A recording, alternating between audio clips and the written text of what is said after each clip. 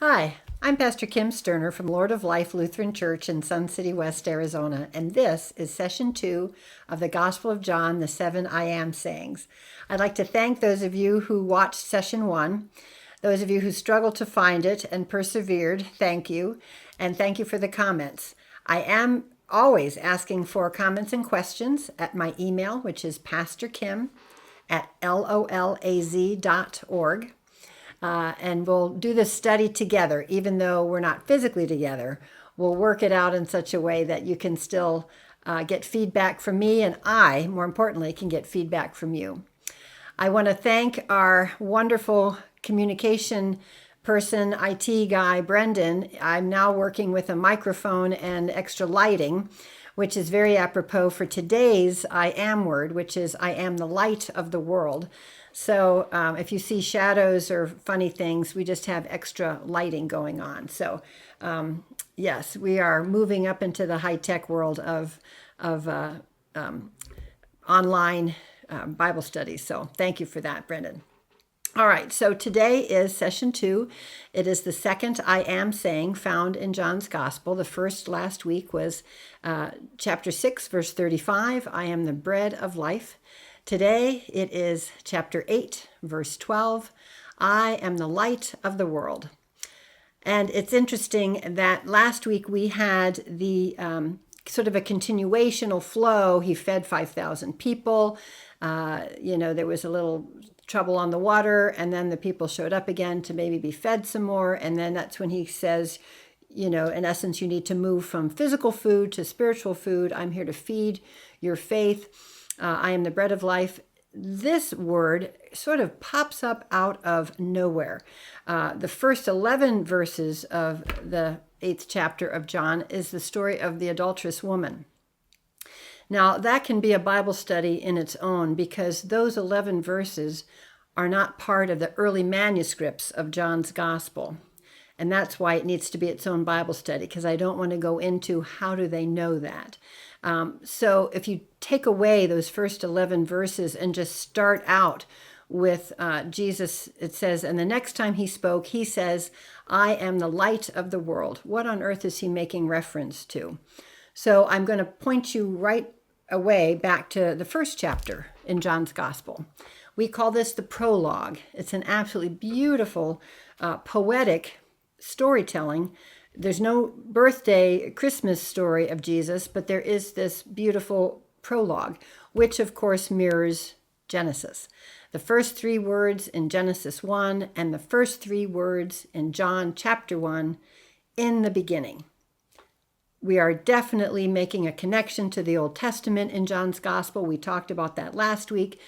John is definitely wanting us to go there, to go back to the beginning in Genesis and now have this beginning in John. And light comes up right away in Genesis. In the 4th verse of chapter 1 in Genesis, God creates light. He separates the light from the darkness, and it was good. And he called the light day and the darkness night.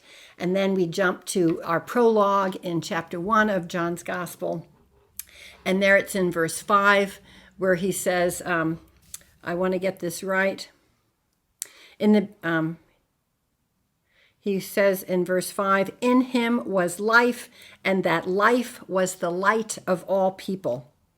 The light shines in darkness, a darkness that did not overcome it. So in the prologue, verses 4 and 5, and in Genesis 1, verse 3, and God said, let there be light. So very early in the Genesis and very early in the prologue, light. And now Jesus is waiting until chapter 8 to say more about that. I am the light of the world. So Genesis 1 starts off with light. The very first day has light. We know there's 7 days of creation. Light is the first day, the separation of light and darkness. It's interesting and I do really recommend you at least read all of the prologue, John chapter 1, verses 1 through 18, but really read the rest of John 1. And I find this fascinating. You can almost find 7 days of creation very differently laid out, but the beginning starts and the next day, and the next day, and the next day. It's laying out Jesus's first appearances in the world, in his ministry. It's his first appearances talking with people.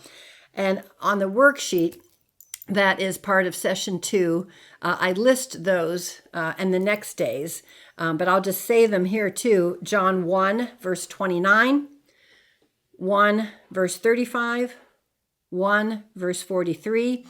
And then as you read on, I'm only giving you those. See if you can find the 7 days of creation. It's a little stretch for some of them. But again, John, the author of John's Gospel, is definitely having us reach back to the Old Testament. So bread we could understand. Again, there was that feeding of the 5,000. It made sense for Jesus to be talking about bread. Why would Jesus in now chapter 8 talk about I am the light of the world?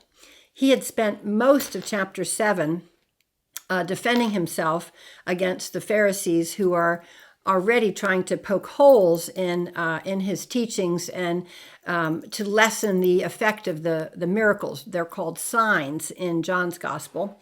Another Bible study, the signs or miracles of Jesus in the Gospel of John. So they're trying to poke holes in some of that, poke holes in who he is, who he says he is. Jesus is definitely telling people who he is, from where he has come, how he is related to God Father, how everything he says is from God, and very different. I mentioned last week, John's Gospel is a stand-alone gospel. We love John's Gospel. Matthew, Mark, and Luke, the first 3 of our Gospels in the New Testament, they share a lot of similar stories. They share a similar timeline.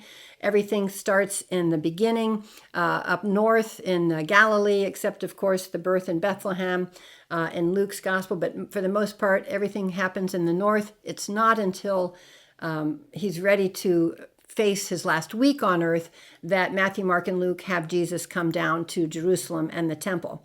In John's Gospel, he's up and down and up and back down and up. He's here, there, and everywhere. In John's Gospel, there are 3 Passover festivals. And so that's where we get the idea that he had a 3-year-long ministry.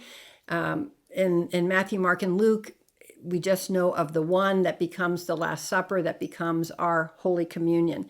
John's Gospel then gives us a little more of the story of Jesus' struggle with the Pharisees. Pharisees are all over him in John's Gospel. Matthew's Gospel, the Pharisees were trying to poke holes. In Mark and Luke, it was the scribes, the chief priests. It's a sort of a different sort of antagonists in the different Gospels. One of the reasons is for the geography. Pharisees worked at the temple in Jerusalem. Pharisees, they had responsibilities there, so that you wouldn't find Pharisees in Jesus's day up in the northern part of Israel. So Mark, taking place for the most part up there, would just talk about the chief priests and the scribes, those who were the keepers of the law in that sense, following the right and wrong. So John has the Pharisees because Jesus is a presence in the southern part of the kingdom in Jerusalem for most of John's Gospel. He does go up and down, but for this part, he is in Jerusalem in chapters 6, 7, and 8. So the Pharisees are nipping at his story, who he is. Is Jesus the Christ? Well, again, the difference between John and the other 3 Gospels is that Jesus is definitely not afraid to say who he is, that he is sent by God, and that if you listen to him, you will know God. In Matthew, Mark, and Luke, it's forever frustrating when somebody confesses who he is. He says, shh, don't tell anybody. The Transfiguration in Matthew, Mark, and Luke, when Jesus has this meeting with Moses and Elijah, and he transfigures, he changes, and they come down the mountain. He says, don't tell anybody. John's Gospel is, let me tell you, I am the Messiah. I am the Son of God. I am the one who God has sent me. I am. Why he's using that phrase, I am. We talked about the Yahweh last week when God says to Moses, I am that I am. I am who I am. And so Jesus is saying it over and over. He started to say it even in chapter 7. just the I am, the one sent from God, but now he's saying it again in a saying that we can remember, like the bread of life, I am the light of the world. Well, what does that mean then? Because bread we can get a handle on. Bread is a tangible thing. We can understand spiritual feeding, even if it's not a tangible food. But light of the world, how do we wrap our head around light? We understand when we talk about light, we're talking about the presence of God. In one of the letters of John, there's the Gospel of John, and then almost to the very end of the New Testament, the 3 books right before Revelation are 1 John, 2 John, and 3 John, little tiny letters that were written. And in 1 John, 1st chapter, 5th verse, the author says this, that God is light, and in him there is no darkness at all. So the message of John in the gospel and in these letters at the end of the New Testament, light is the presence of God. It is the divine. The first thing he makes in creation, God makes in creation, is the light, separating it from the darkness. Who doesn't like light? I was listening amazingly as I was putting this Bible study together, the Creedence Clearwater song, As Long as There's Light, as long as I can see the light, Creedence Clearwater Revival. Put a candle in the window, I'll be coming home as long as I can see the light. So I just love how those things work out. You don't plan that. That song came on the radio, and I was reminded of that. We all want light. And the idea that God's presence is illuminated, that God's presence is made known in the light, and the darkness will not overcome it. There is no darkness at all, as we read in 1 John 1, verse 5. So we understand if we look to that, we looked again to the prologue where in him was life, and that life was the light for all people.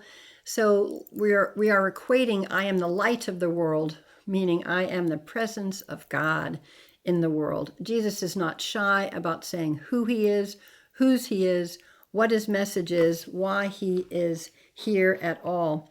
Very different than from the other Gospels.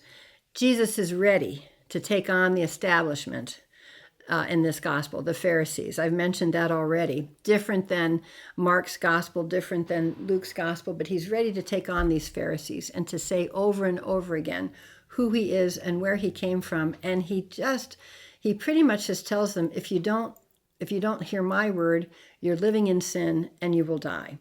You need to hear what I'm telling you. You need to follow me because I will direct you to the Father, and the Father will bring you home, in essence. That's my translation, my own version of that. But that's what he's trying to say in all of the 8th chapter. I encourage you to read all of the 8th chapter as well as chapter 1 because there's something else happening here with I am. So we have the 7 I am sayings, the second of which is I am the light of the world. But as we keep reading in chapter 8, Jesus uses the phrase I am in a different way. So he says it 3 more times in the 8th chapter, and I'm going to give you those verses. Again, they're on the study sheet. I'm going to say them now on the video, but if you do have access to the study sheet, look them up and compare these 3 verses. So the first one is 8:24, 8:27, and 8:57. They're all in chapter 8, 24, 27, and verse 57. And they don't necessarily stand out like I am the light of the world. Sometimes they're just hidden in a sentence. But he's saying that he is. I am he. I am. And the most significant one is John 8. I tell you the truth, before Abraham was born, I am. John 8:58. I tell you the truth, before Abraham was born, I am. End of sentence. End of proclamation. I am. He's talking about his eternal nature. He was at creation. Genesis 1, we have God's Spirit hovering over the face of the earth. And we have in our creeds that Jesus was at creation, that he is co-eternal, co-God, co-eternal with God. And John's gospel is laying that theology out, that Christology out. I tell you the truth, before Abraham was born, I am. It's not something that has jumped out at me over the years. And those other two verses, 8:24 and 8:27, the I am is just kind of hidden in there. But again, it's referring to what his nature is, referring to who Jesus is as an eternal being, as God at creation and for all time. So we have 7 I am sayings. We have 17 of these other I ams that are kind of just in the conversation. But again, pointing us to who Jesus really is. And he's just not shy about telling us and letting us know who he is and whose he is. So he starts this chapter 8 with I am the light of the world, and he finishes it 8:57-58. He finishes it with this declaration of his eternal nature. Before Abraham was born, I am. Oh yes, the Gospel of John is a fascinating book to study. So next week we have our session 3, and this is in John 10, and it is I am the door. Sometimes we refer to it as the gate. I am the door. We will look at what Jesus' context is, why he's saying that, what message we're to get from that. And in the meantime, keep reading and seeing if you can find more of these I am statements, different than the sayings. I am statements versus the I am sayings. I hope you enjoy reading the Gospel of John. Thank you so much for sharing this time with me. Bye-bye now.